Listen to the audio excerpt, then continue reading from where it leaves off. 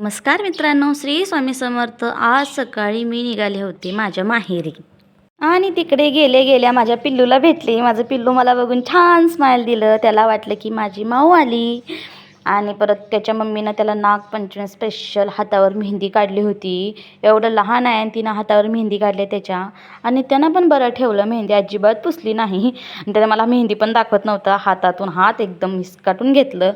आणि मम्मीने इकडं छान स्वयंपाक केली होती, जेवण केलं. आणि मम्मीला शेंगाच्या लाडूचं ऑर्डर आलं होतं. माझी मम्मी खारे शेंगदाण्याचं, शेंगाच्या लाडूचं, परत शेंगाची चटणीचं व्यवसाय करते. तिला तिकडे ऑर्डर आलं होतं, ती करून ठेवली होती. आणि परत मी गेल्यानंतर सगळे कामं वगैरे आवरली आणि खारे शेंगदाणे पण करायला घेतली होती. आणि मी तिच्या पुढे गप्पा मारत बसली होती.